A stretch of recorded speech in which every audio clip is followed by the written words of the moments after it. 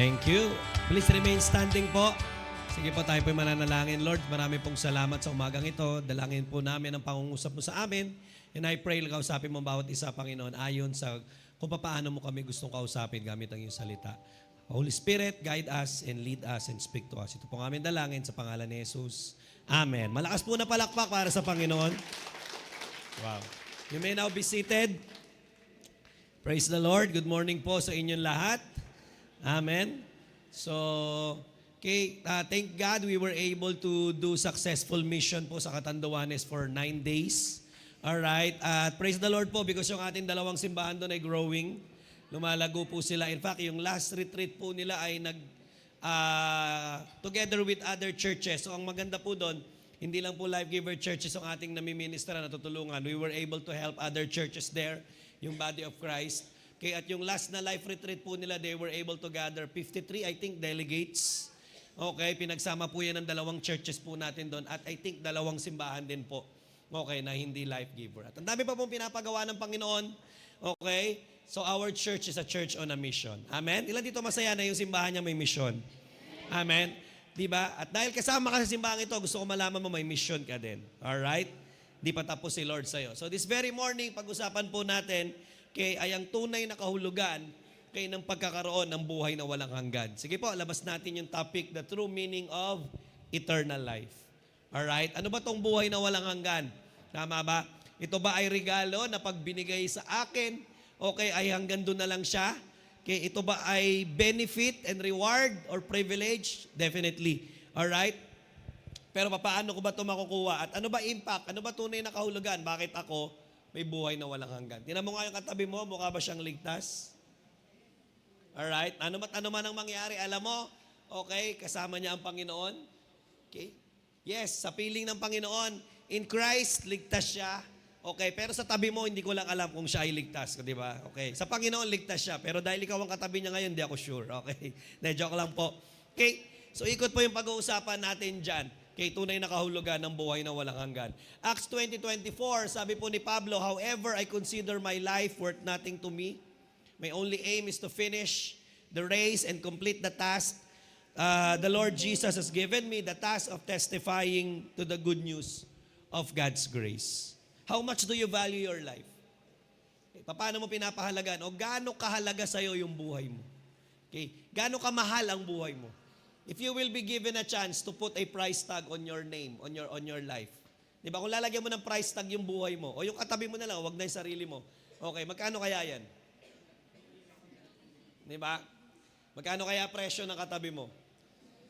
20, pwede na yan, parang ukay-ukay. Di ba? Para sa tay-tay lang. Alright, so magkano? Okay, now I want you to know that every one of us are valuable. Okay? Sobrang halaga ng buhay mo. Bakit? Because Jesus died on the cross for you. Kaya nga po, I think there's no enough price para ilagay mo on top of your head at sabihin, ito presyo ng buhay ko. Because kung akala mo yan lang ang presyo ng buhay mo, mali ka. Because walang sapat na kabayaran, o halaga para ipatong sa buhay mo. Bakit? Because dugo ni Jesus ang pinambayad niya sa'yo. Amen? Sobrang mahalaga ka. Alright? Now, ang pangalawang tanong ko dito is, ngayon, alam ko naman that majority of us here are really valuing our lives. So, ang tanong ko, yung buhay na binavalue mo at pinapahalagahan mo, paano mo ginagamit yan? How do you value your life? And how do you use your life? Kasi maraming tao, binavalue nila yung buhay nila at ang taas-taas ng tingin nila sa buhay nila. Alright, maganda yon, hindi ko sinasabing mali. Kaya lang ang tanong ko, paano mo ginagamit yung buhay na meron ka? Because sabi ni Pablo, however, I consider my life worth nothing to me. Now, hindi sinasabi ni Pablo na bali wala naman yung buhay ko, wala naman tong kwenta. No, nung nakilala ni Paul ang Panginoon, nung na-encounter ni Paul ang Panginoon, lalong naintindihan ni Pablo kung gaano kahalaga at gaano kamahal yung buhay niya. Okay, naintindihan niya kung paano binuhos ni Kristo yung buhay ni Kristo para sa kanya. And to that, Paul understood clearly that his life is more valuable. Okay, kaya nga, sinasabi ni Pablo, I consider my life worth nothing to me. Hindi niya sinasabing baliwala ito. Ang sinasabi lang niya, ang ganda-ganda ng buhay ko, pero aanhin ko yung ganda ng buhay ko kung hindi naman ito pinapakinabangan ni Kristo. Hello? May kusap pa ba ako dito? I wanna tell you, kahit gaano kaganda yung buhay mo, kahit gaano kaganda yung pangarap mo, kahit gaano kataas, at kahit gaano pa, di ba, ka-extravagant, Kaya yung mga plano mo sa buhay mo, baliwala lahat ng yan kung ikaw lang ang nakikinabang dyan at hindi naman yan napapakinabangan ng Panginoon. What's the sense of having a good life, wonderful life, prosperous life, successful life, kung hindi naman yan napapapurihan ng Panginoon? Amen? Sa ibang translation, sabi ni Pablo, but my life is worth nothing to me unless, sabi niya, yung buhay ko, wala talaga tong kwenta unless I use it for finishing the work God assigned me. O unless I finish the work assigned me by the Lord Jesus. Okay, gaano makataas, gaano makaganda yung buhay ng isang tao kung hindi mo naman pinapagamit yung buhay mo na yan para matapos yung task, yung mission na binigay ni Lord sa'yo. I wanna tell you, baliwala. What's the use of a life that is not used to honor and glorify God? Diba? Kung umiikot lang yan lahat sa sarili mo, what's the sense? Diba? Kung naalala nyo yung pinag-usapan natin, yung share ko about, diba, rich man and Lazarus. Anong sense? Nasa kanya yung yaman ng mundo pero di naman nagamit ni Lord yung yaman niya. Hello? What's the sense of having and acquiring so many things? Nakuha mo lahat ng gusto mo, diba? Nakamal mo lahat ng gusto mo, okay? Pero yung gusto naman ni Lord, di mo nakuha. Amen? What's the sense of building, finishing, and accomplishing so many things, pero yung mga bagay naman na gusto ni Lord na mabuo mo at matapos mo, hindi mo naman natapos. Sabi ni Pablo, okay, ang aim ko, ang goal ko ay matapos ko yung karera ng Panginoon sa buhay ko. At makompleto ko yung task. So may task pala tayo, may mission ka. Alright? So I wanna tell you, every one of us is a man and a woman of a mission. Okay? At gusto ko malaman mo na yung kaligtasan mo at yung buhay na walang hanggan mo ay hindi lang umiikot sa iyo, umiikot yan sa misyon ng Diyos sa buhay mo. Kumbaga, ang sinasabi ni Pablo dito, na sinasabi niya, however, I consider my life worth nothing to me. Sabi niya, tapos na ako makipagmagalingan sa tao, tapos na ako makipagmataasan sa tao, tapos na ako sa pakikipagkompetensya sa tao. Sabi ni Lord, sabi ni Paul, kay Lord naman. Tapos na ako sa sarili ko, tapos na ako patunayan ng sarili ko sa kung kani-kanino because bago makilala ni Pablo ang Panginoon, umikot ang buhay niya para patunayan ng sarili niya sa tao, magaling ako, malakas ako, may kaya akong gawin. Pero nung nakilala niya si Lord na bago buhay niya, sabi niya, teka lang, hindi pala pwedeng puro sa sarili ko at puro sa ibang tao umikot ang buhay ko. Dapat pala kasali si Lord. Si Lord naman, yung gusto naman ni Lord. Hello, may kausap pa ba ako? Diba, tapos na akong tapusin yung mga gusto kong matapos, yung pinapatapos naman ni Lord yung tatapusin ko. Tapos na ako makipagkarerahan at makipagunahan sa tao, yung karera naman ni Lord na nilatag niya sa buhay ko, ang bubuuin ko at kukompletuin ko. So what is your aim? Alright, ano yung goal mo ngayon? Tama? Okay, after mo makuha yung gusto mo makuha, what's next? Nakuha mo na, so what's next? Diba? Anong goal mo? Maging pinakamayaman. After mo maging pinakamayaman, okay, ano naman? Okay, what's it? Diba? Yung kinuwento ko po, yung topic po natin last time, yung rich man, after niya maging pinakamayaman, alright, wala na, hanggang doon na lang. Tama? After mong gumraduate at maging now, don't get me wrong, hindi ko sinasabing masama magpakayaman. Hindi ko na sinasabi na masama na mag-aral ng mabuti at pangarapin mo at pagsumikapan mo na maging top ka ng class nyo. Pero ang tanong ko, after makuha mo yon, what's next?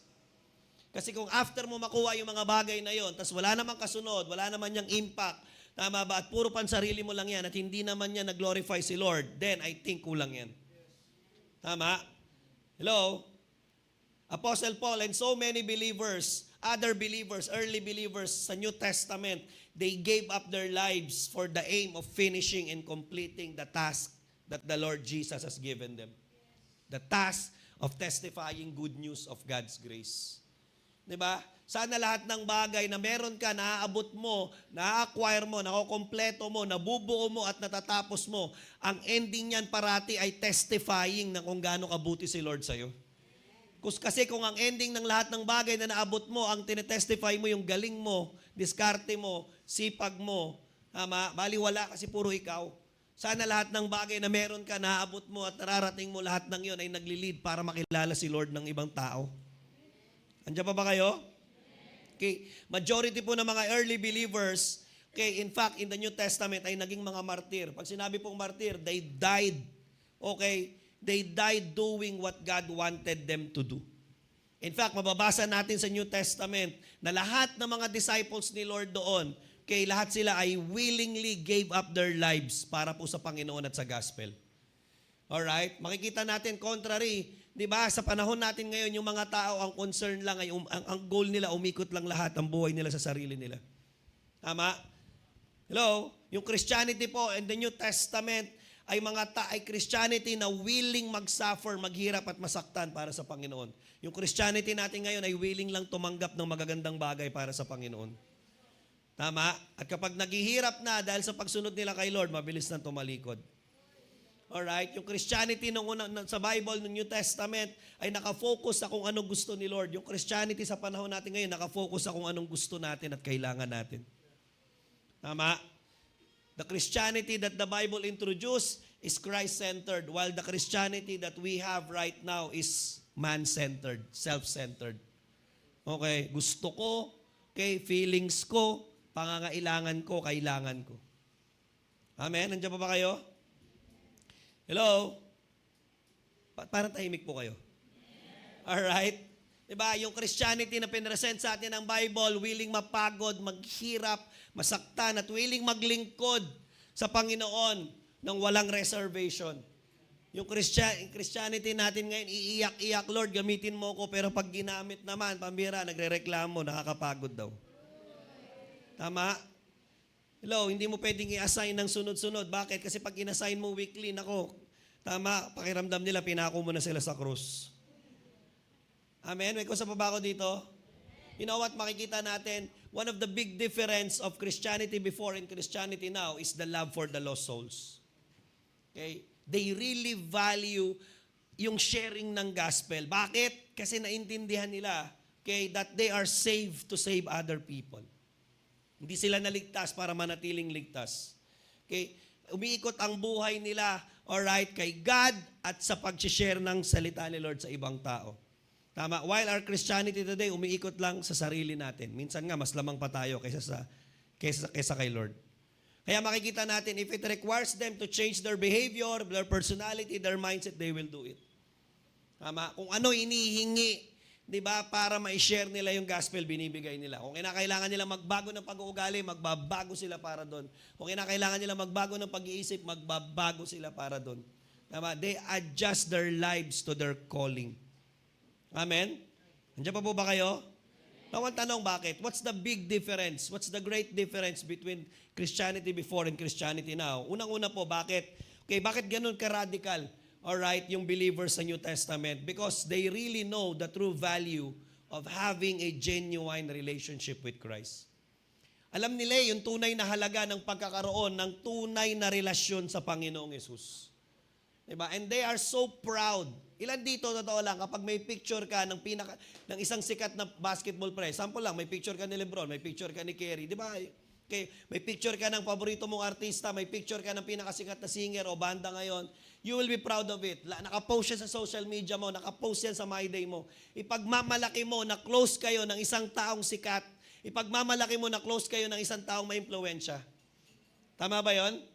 Okay, yung early believers, they were so passionate about sharing Jesus to others. Bakit? Pinagmamalaki nila, close sila kay Jesus. Di ba? Are you proud that you are a Christian? Pinagmamalaki mo ba na nakilala mo ang Panginoon? Kasi kung pinagmamalaki mo talaga yan, then dapat lumalabas yan sa bibig mo at hindi mo yan kinakahiya. Bakit napaka-passionate ng early believers pagdating ng pag-share ng gospel? Kahit pa yung pag-share nila ng gospel ay nagli-lead sa persecution nila. Bakit? Kasi alam nila yung tunay na halaga ng pagkakaroon ng tunay na relasyon sa Panginoon at hindi nila yung pinagdadamot sa iba. Amen? Tunay ang kanilang pakikipagrelasyon sa Panginoon. Malalim.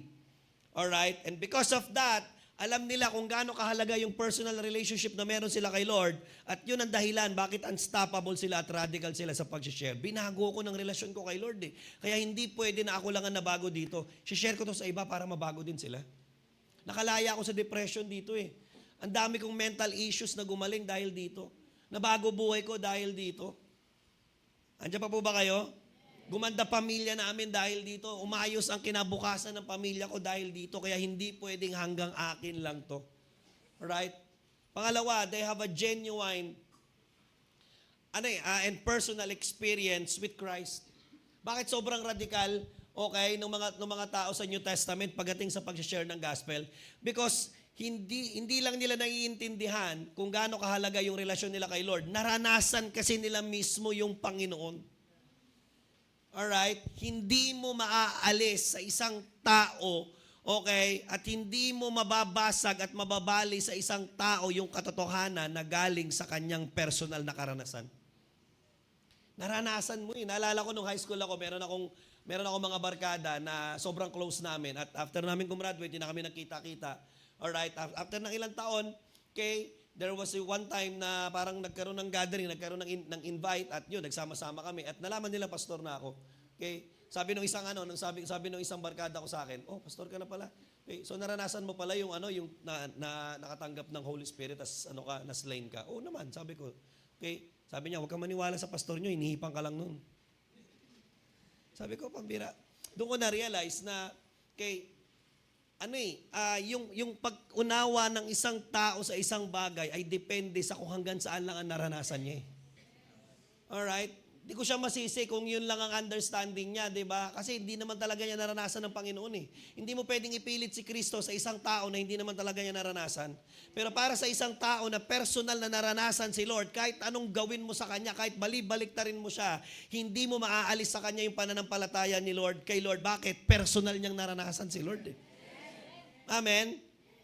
Hello, itong mga taong ito, yung mga New Testament believers, makikita mo, binubugbog, pine-persecute, kinukulong, nararanasan nila ang sangkaterbang hirap, okay, dahil sa pagsunod nila kay Lord, pero hindi mo magiba yung pananampalataya nila kay Lord. Bakit? Kasi hindi emosyon eh. Hindi hype, hindi sila sumabay lang sa agos. Tama? Okay, personal nilang naranasan si Kristo sa buhay nila. Alam nila, pag personal mong naranasan si Kristo sa buhay mo, maniwala ka, kahit anong sabihin ng ibang tao sa iyo tungkol sa pananampalataya mo, hindi mababago pananampalataya mo. Bakit? Kasi personal mo siyang naranasan eh. Tama? Ikaw mismo na experience mo, ikaw mismo naramdaman mo, ikaw mismo, you've tasted, 'di ba, yung presence ng Panginoon sa buhay mo. Amen? Hello? Kaya nga po, the greatest and the most powerful experience of a person is his or her personal experience with Jesus. Hindi mo na matatanggal sa iyo yun. Tama ba? And even ang demonyo, hindi matatanggal sa iyo yun. Kaya nga po, totoo lang, yun na yung pinakamatindi. Bakit? Kasi ano pang experience ang mas mataas sa experience mo kay Jesus? Tama? Anong experience ang pwede mong masabi na, wala yan, mas matindi yan. Mas matindi yung nagburakay ako kaysa doon sa experience ko na nakilala ko si Lord. Diba? Mas matindi nung nag-abroad ako at napuntahan ko yung mga gandang lugar. Mas matindi yung, diba, nanalo ako sa loto at kung ano-ano pa. You know what? There's no greater experience, okay, a person can have than encountering Jesus Himself personally. Amen. Si Pablo, winawasak niya yung church. Pinapatay niya mga believer. Pero ano nangyari? What made a sudden turnaround? Personal encounter with Jesus.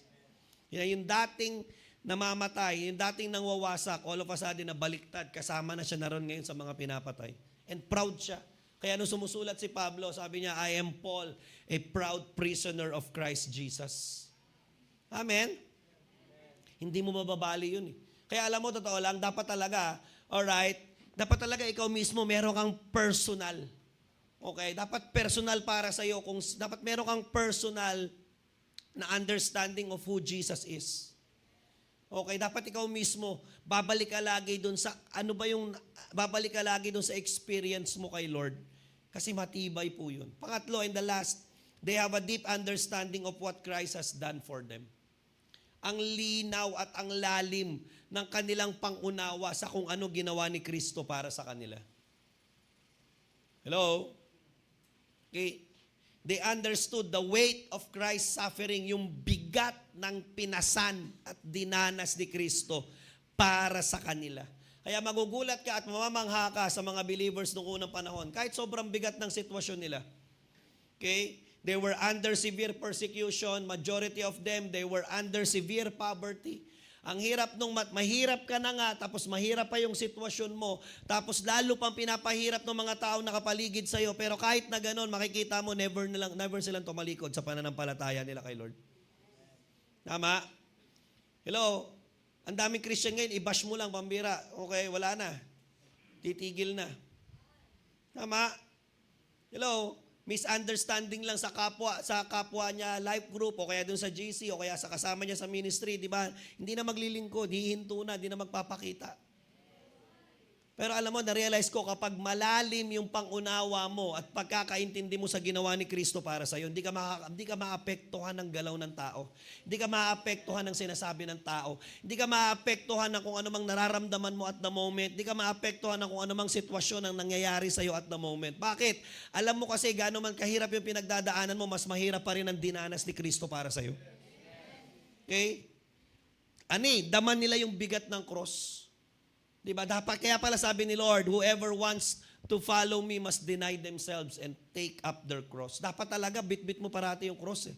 Para kahit anumang mangyari at pagdaanan mo sa buhay mo, alam mo pa rin, mas mabigat pa rin dinanas ni Lord para sa akin. Kaya hindi ako bibitaw kay Lord kung sa ganito lang. Amen? Hello? Dapat talaga may malinaw kang, di ba? Magandang may sinabi sa iyo, pero dapat ikaw personal, meron kang personal understanding of who Jesus is for you. Sino si Lord para sa iyo? Anong ginawa ni Lord sa iyo? Anong sakripisyo ang binigay ni Lord? Kasi at the end of the day, babalik ka dun eh. Amen? Yung mga early believers, ba't ang tibay nila? Because clear sa kanila, saan sila niligtas ni Lord? Asan ako dati? Anong buhay ko dati? Okay? Mula doon, dinampot ako ni Lord. Okay, saan ka niligtas? Paano ka niligtas? At anong klase ang pinagdaanan ng Panginoon para mailigtas ka? Amen? Kaya Acts 5:41-42, anong sabi? The apostles left Sanhedrin. Yung background po niya, yung Sanhedrin, yan yung lugar kung saan sila pine-persecute. Yan yung lugar kung saan sila kinukulong, pinapahirapan. Kaya sabi ng Bible, after daw yung mga apostol ay umalis mula sa Sanhedrin, rejoicing because they have been counted worthy of suffering disgrace for the name. Alright, grabe, day after day in the temple courts and from house to house.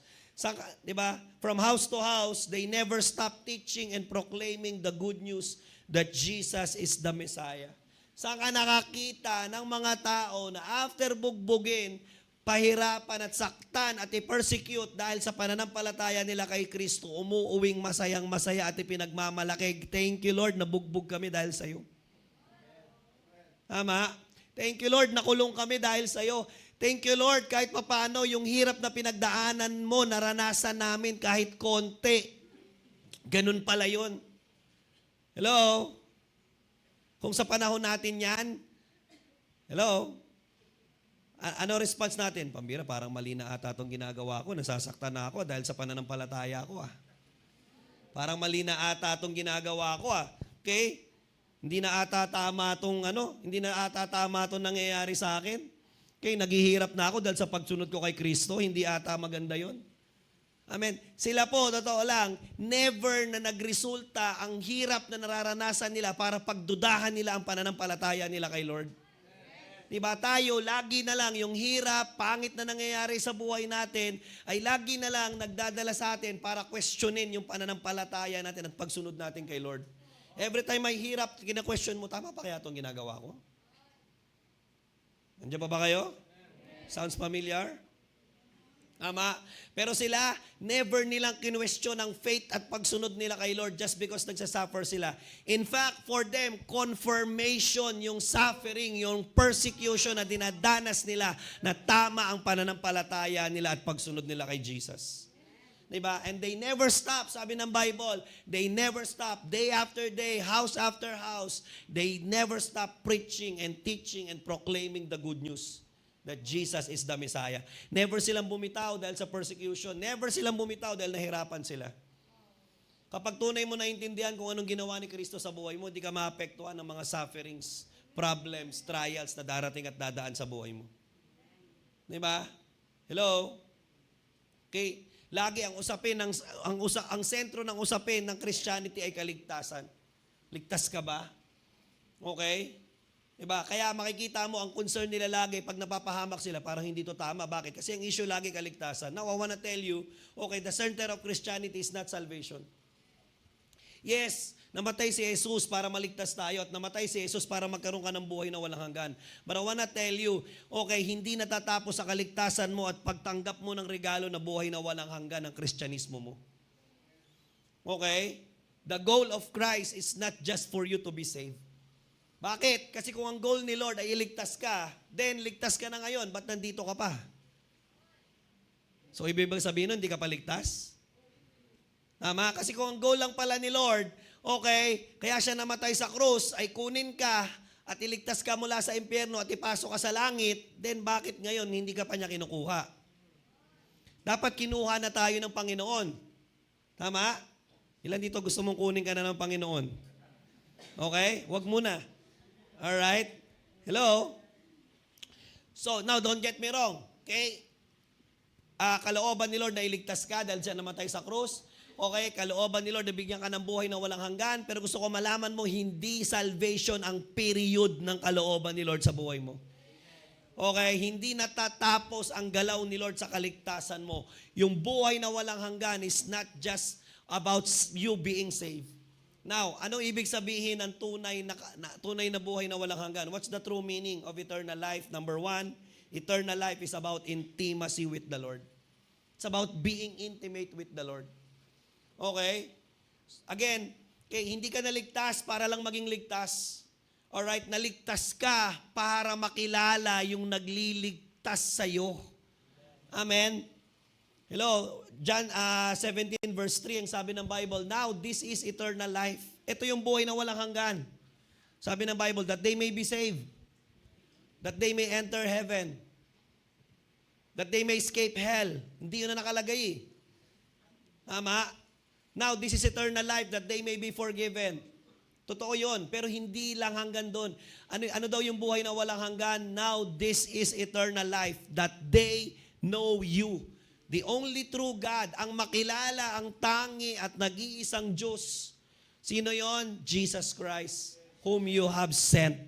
So meaning, eternal life is about knowing Jesus. Alright, so ang issue parate, ang tanong, ligtas ka ba?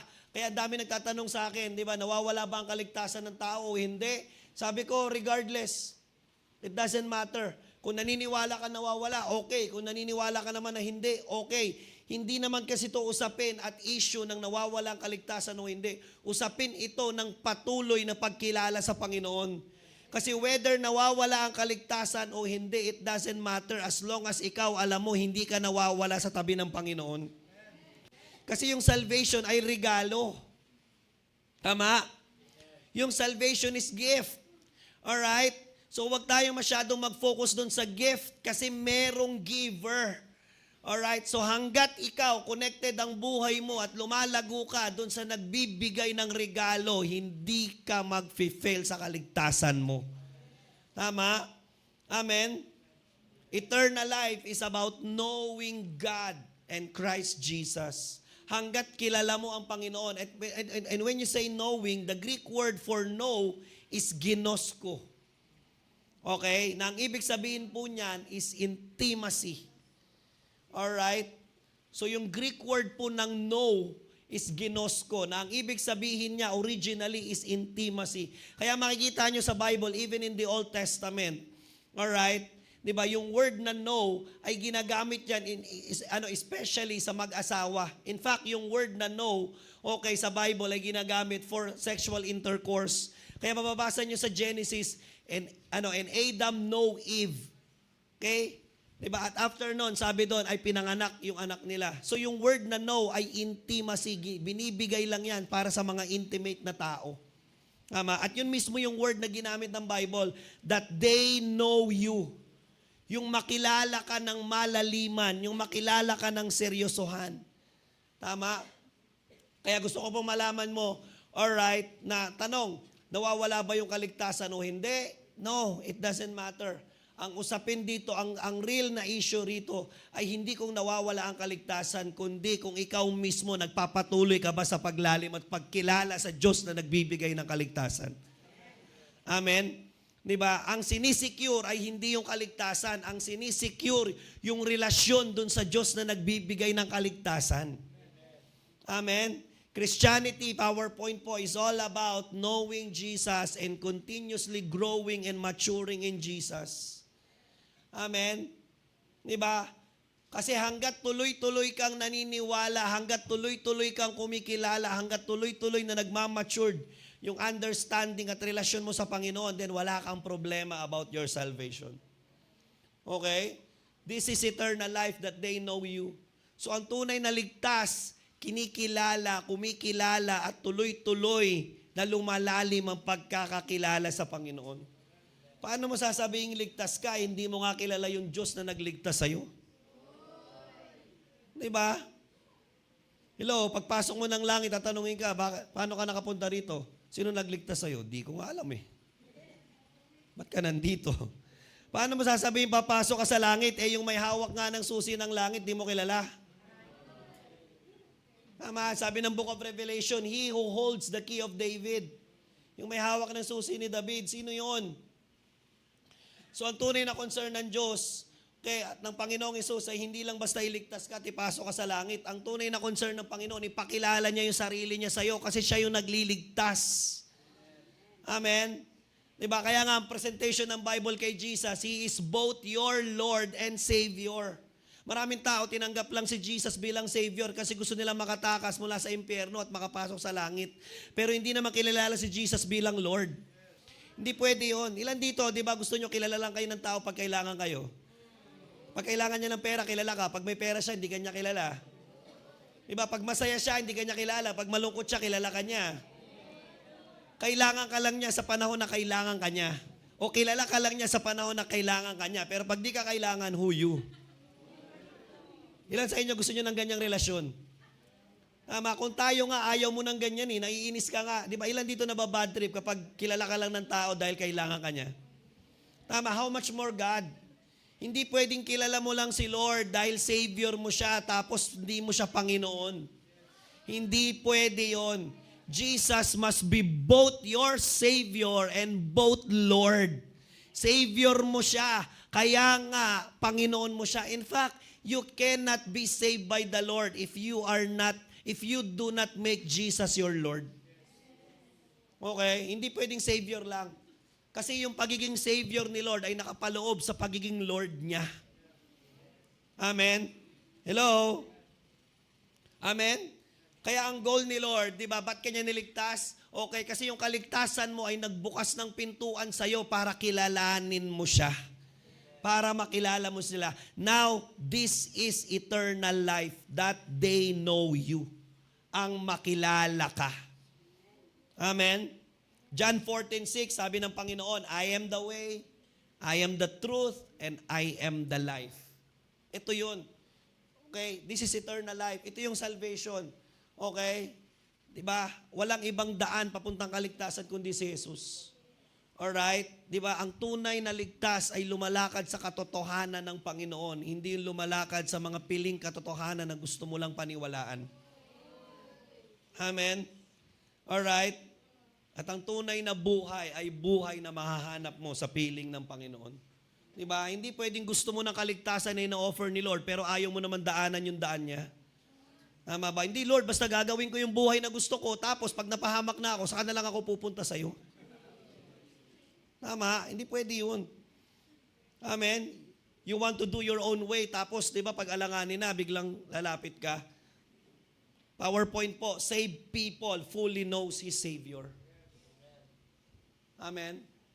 Ang mga taong ligtas, kilala nila kung sino yung nagligtas sa kanila. Aso nga, alam nila kung sino nagliligtas sa kanila eh. May kusama ba ako dito? Tama. Hello, kung hindi mo kilala kung sino nagliligtas sa'yo, I don't think. Okay, maliligtas ka. You need to know who your Savior is. And you need to grow, okay, in your personal relationship about your true Savior. Salvation is not about eternal life. Salvation in eternal life is not just about having and receiving the gift of salvation. Salvation in eternal life is about knowing and growing in relationship with the giver and maker of your salvation. Tama? Huwag ka mag-concentrate sa gift. Di ba? Dapat kilalanin mo yung giver ng gift, yung maker ng gift. Amen? Palakpakan po natin ang Panginoon. Lastly, number 2, what is eternal life? Eternal life is about mission completion. You are not just saved to be saved. Kasi again, kung ang goal lang talaga ni Lord, iligtas ka, then, okay, pagkaligtas mo, dapat, kinuha ka na. Dapat kada may naliligtas na tao, nakikita natin may oy, ligtas oh. Oy, may ligtas na naman oh. Sana may ganun oh. Okay, every time, kung ang goal lang talaga ni Lord, okay, ay iligtas ka para ipasok sa langit yung mga tao. Sana nakikita natin isa-isang umaakyat yung mga tao sa langit. Uy, minaligtas na naman. Grabe, kailan kaya ako? Okay? Ano to? Parang ano, di ba? Nag-a-apply ka ng visa sa sa embassy. Okay? Uy, nakapasa na siya oh. Nakapasa na sa interview niya oh. Hindi eh. Di ba? Pagtanggap mo kay Lord, naiiwan tayo dito eh. Bakit? Kasi yung kaligtasan mo ay nagbubukas ng pintuan. Una, para makilala mo kung sino ang Panginoon. At pangalawa, yung kaligtasan mo ay nagbubukas ng pintuan para magamit ka ng Panginoon para magampanan mo yung mission niya sa'yo. Okay? Ano goal ni Lord? Bakit niya binago si Pablo? Para lang ba tigilan ni Pablo na i-persecute ang church? Yes, isa yun. Pero pangalawa, dahil may mission si Lord sa kanya. Kaya nga nung na-born again si Paul, hindi siya kinuha agad ni Lord din. Di ba? Naiwan pa siya. Bakit? Kasi kailangan niya pang iayos yung buhay niya at isa-accomplish yung mission. John 17 verses 3 to 4. Now this is eternal life, that they know you. Di ba? Yan yung verse kanina. The only true God and Jesus Christ, whom you have sent. Alright? I have brought you glory on earth by finishing the work you gave me to do. Alright? By finishing the work you gave me to do. Eternal life is about knowing Jesus. Also, eternal life, okay, is about fulfilling God's mission for your life. Okay, ba't ka naligtas? Because you are being sent. Okay, ligtas ka. Bakit? Kasi gusto kang gamitin ng Panginoon. The Greek word for the word sent is apostelo or apostelio. Nang ibig sabihin po niyan, apostle. Okay, sent ones.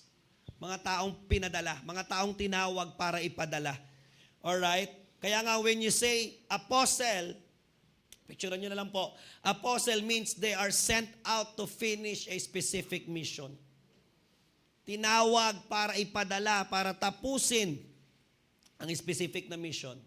Kaya nga sabi ni Pablo, I consider my life worth nothing to me. My only aim is to finish the race and complete the task that the Lord Jesus has given me. Amen? Kaya nga makikita mo po yung mga apostol sa Bible noong unang panahon. Okay, dalawa lang naman ang pagpipilian nila. Okay?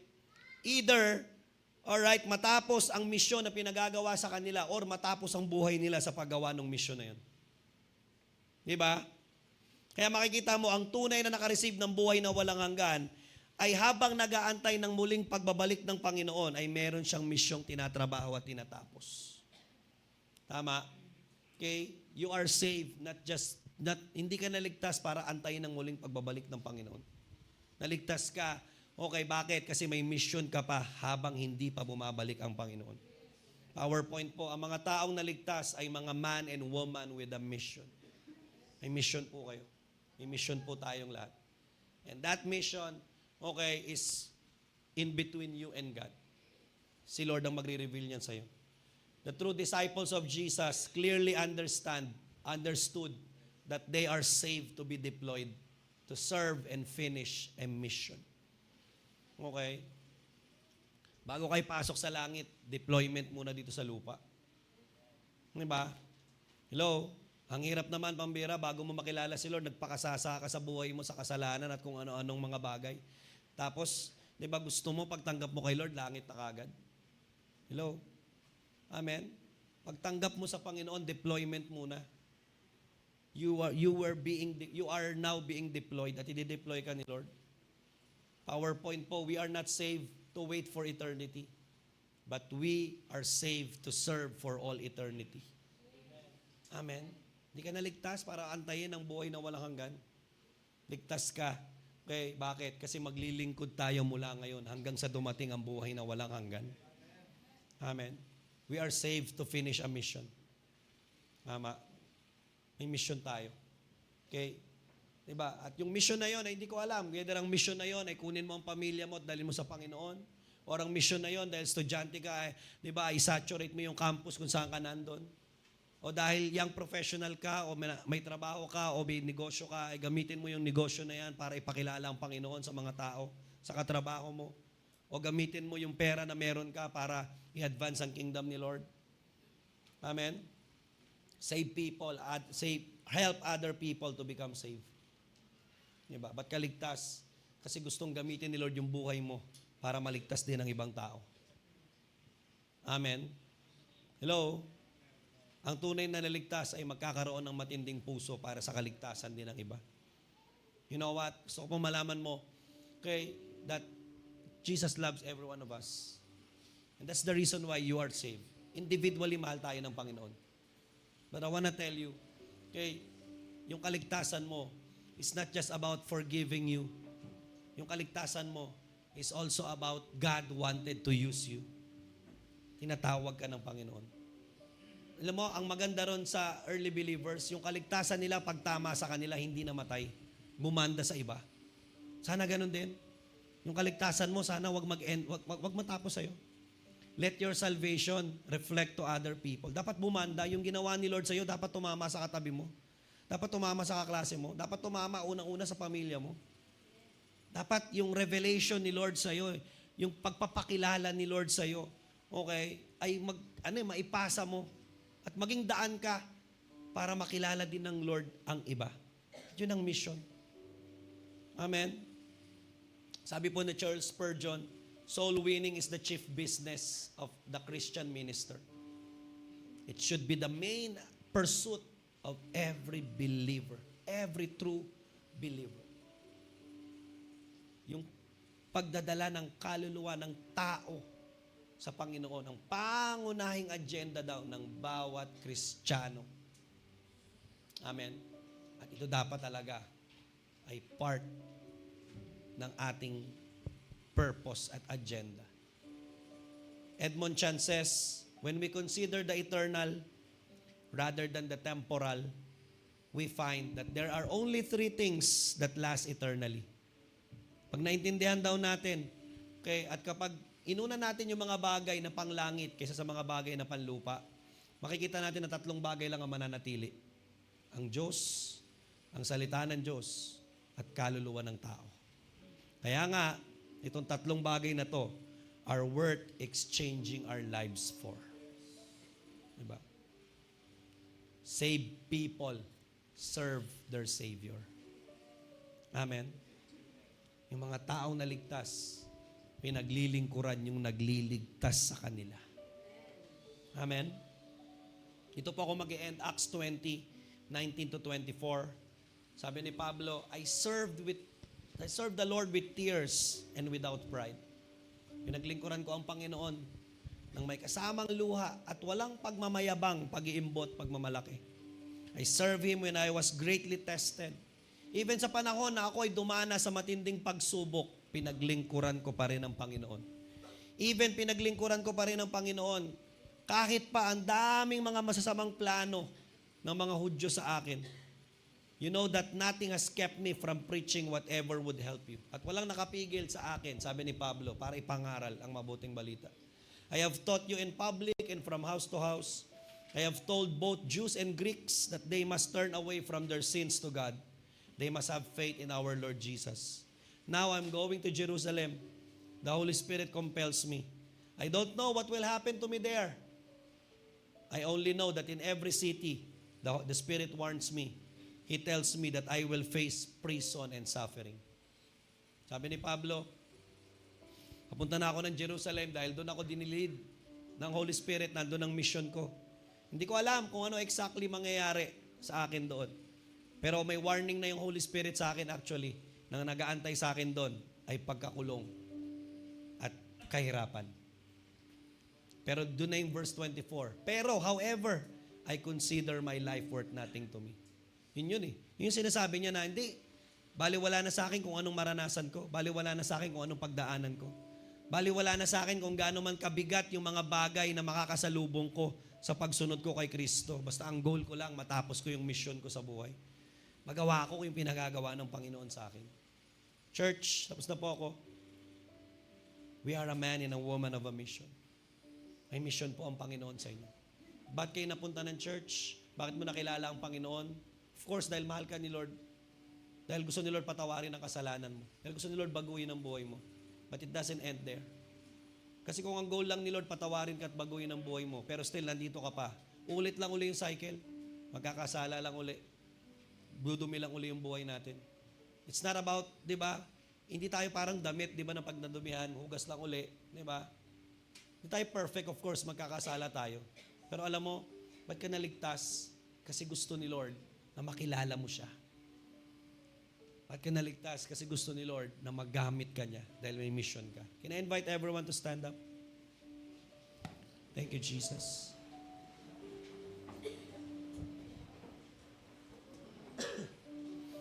You know what? When I look back 2015, I really praise the Lord. Bakit? Because way back 2015, wala akong kayo lahat. Walang building, walang gamit. We started with 3 families. And praise God, wala na rin po sila. But yung isang pamilya, nagtayo na po ng church sa Life Giver San Pedro. Nasa Cuyab po sila. Okay? Yung iba po, ginagamit ni Lord sa ibang simbahan. Okay? Ginamit sila for opening. Okay? But then, you know what? Sobrang hirap po nung nag-uumpisa. But then, I realized kung nasa na tayo ngayon. Kaya pala, yung simbahan ay tayo. Bakit? Kasi may mission pala to. This is a church with a mission. May mission po yung church. At ngayon, walang poknat po ang paggamit ni Lord sa atin, sa simbahan natin. At pinapadala tayo sa iba't ibang lugar because we are a church on a mission. And because you are here, I wanna tell you, tinawag ka ni Lord para maging part ng simbahan. Bakit? May mission ka din. You are here because God loves you and God wanted you to be saved. But I wanna tell you, hindi natatapos sa kaligtasan mo. Niligtas ka ni Lord kasi gusto ka niyang gamitin. So can we close our eyes right now? Church, your salvation is not just an exemption para hindi ka pumunta ng langit. Para hindi ka pumunta ng impyerno. Your salvation is your door. Pintuan niya na binuksan ng Panginoon para kilalanin mo siya. You are saved to know your Savior. Kilalanin mo ang Panginoon. Know who Jesus is. Make Him not just your Savior, but make Him your Lord. And because Lord mo siya, susundin mo siya. Kaya nga kung anong gusto niya, yun na rin ang gusto mo. At kung may mission si Lord sa'yo, then yakapin mo yung mission na yan. Kung ang mission ni Lord para sa'yo ay kunin mo yung pamilya mo, ipakilala mo si Jesus sa kanila at dalhin mo sila sa paanan ng Panginoon para makasama mo silang sumasamba, do it. Kung ang mission mo bilang estudyante ay makapenetrate sa campus at makilala ng Panginoon ang mga estudyante sa campus, then do it. Kung ang mission mo ay gamitin ka ni Lord sa lugar kung saan ka nagtatrabaho, sa kumpanya kung saan ka nandun ngayon, then do it. Kung ang mission mo ay paggamit mo yung talento na meron ka dahil binigayan ni Lord sa'yo, do it. Kung ang mission ni Lord sa'yo ay gamitin ka at gamitin yung resources o yung yaman na meron ka para pagpalain, suportahan at samahan ng mga man and woman of God na ginagamit ni Lord, do it. Huwag kang lalayo sa mission mo dahil ang buhay mo ay nakapaloob sa isang mission. You are saved for a mission. At huwag mong hayaang matapos ang buhay mo na hindi mo natapos ang nabuo ang mission mo. I wanna tell you, ang bubuo sa'yo at kukompleto sa'yo ay hindi yung mga bagay na makukuha mo sa mundong ito. Ang bubuo at kukompleto sa'yo ay una ang pagkakakilala mo sa Panginoon at pangalawa, ang mission mo sa Panginoon. So pwede ba habang nakapikit ka ngayon? You decide that you will know Jesus. At kung ikaw mismo, hindi mo pa nararanasan ng Panginoon, I wanna tell you, ipaparanas ng Panginoon ang sarili niya sa'yo. Desire it. Ask for it. Lord, I wanna know you. personally. Show yourself. Show your glory. Si Pablo, sinalubong ng Panginoon, naranasan niya si Jesus, and after that, never nang tumalikod.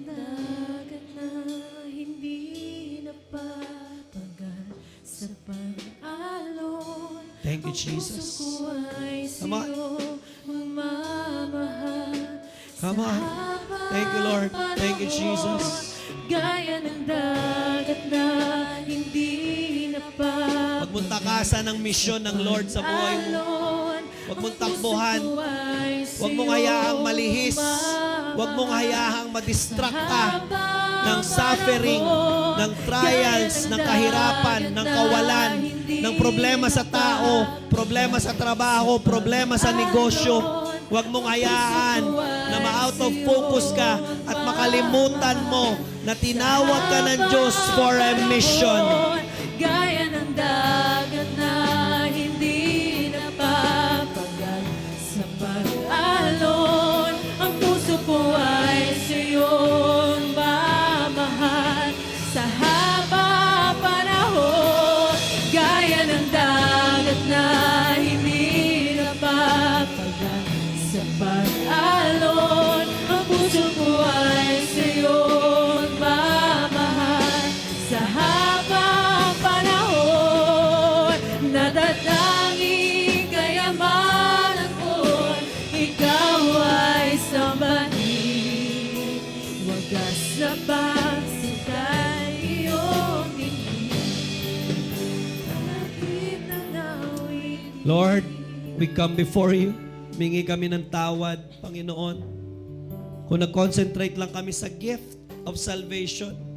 Pero Lord, di naman kami lumago sa pagkakakilala namin sa iyo. Mas importante ka dahil ikaw ang giver of the gift of salvation. Kung lalayo kami at malalayo kami sa iyo, Panginoon, surely, Panginoon, magkakaproblema din kami sa gift of salvation. Pero hanggat malapit kami sa iyo, hanggat intimate kami sa iyo, hanggat lumalalim at tuloy-tuloy ang pagkilala namin sa iyo, then there's no issue about our salvation. Mananatili kaming ligtas hanggat nakakapit kami ng mahigpit sa iyo, hanggat buo ang pananampalataya namin sa iyo, Panginoon. Kaya Lord, tuloy-tuloy kaming kikilala sa iyo bilang tagapagligtas namin, pero tuloy-tuloy din kami magpapasakop sa pagkapanginoon mo sa aming buhay.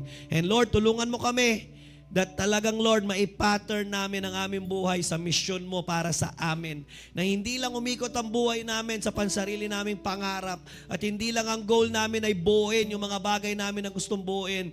Pero this time, Lord, kasali sa agenda namin ang buuin, tapusin, at i-accomplish yung mission mo para sa amin, O God. We are a disciple with a mission and we are a church with a mission. Kaya Lord, we will not wait. Hindi lang namin naantay ng muling pagbabalik mo. Pero habang nag-aantay kami sa muling pagbabalik mo, Lord God, magmi-mission kami sa pamilya namin, sa community namin, sa campus namin, sa corporate kung saan kami nandun. Gamit ang talento, gamit ang lakas, gamit ang buhay, gamit ang yaman na meron kami. We will build and we will finish and accomplish your mission for our lives. We love you so much. Send us, Lord. Send us back to our families. Send us back to our companies. Send us back, Lord, to our campuses. Send us back to our communities. Magmi-mission kami at dadali namin sila pabalik sa iyo, papuntang pagkilala sa iyo at pagsunod din sa iyo, Panginoon. We love you, we thank you. Ito pong aming dalangin sa pangalan ni Jesus. Amen and amen.